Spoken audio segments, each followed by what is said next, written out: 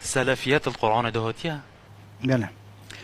كلمة سلفيات هكر أم تبجهين أم بدرستي صحبتي همية جهين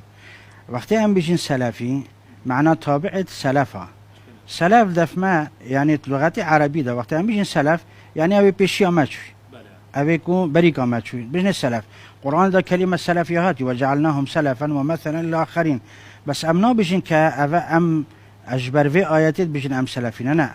مقصد ما وقتی ام بيجين سلفة صالح. سلفة صالح وكي علماء مهمية ديار كرين ديف آيات القرآن ديف حديث البيغمبري صلى الله عليه وسلم جيل أولا كو صحابينا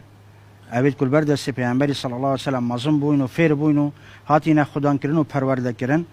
بشتينجي أو جيل ديف هذا كود بجنة تابعي أو ديف هذا بجنة تابع التابعة مدحت وانيتاتنا كرن بيغمبري خدا صلى الله عليه وسلم شهدية خير وباشي بوداي أفد بجنة سلف. وقتی ام بیشن ام دل دیفوان چین و ام دل جابل وان کین و ام دل وکی وان دینی گین يعني القرآن و حدیث بدیفته گاش نوان اوه هنگی وقتی ما قوتي او سلفا اول دیفا بچت بجنه سلفی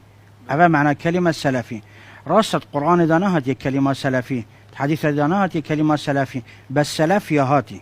سلف يعني اوه پیشی مروفی چت وقتی پیشی مروف چاف لیبکتن اوه هنگی دی بجنه سلفه که خراب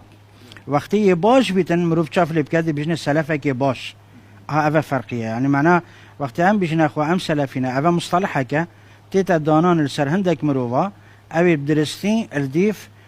صحابية او تابعية او تابعة تابعة چن تيجهشتنا ديني دا نه يا دنيا يا ديني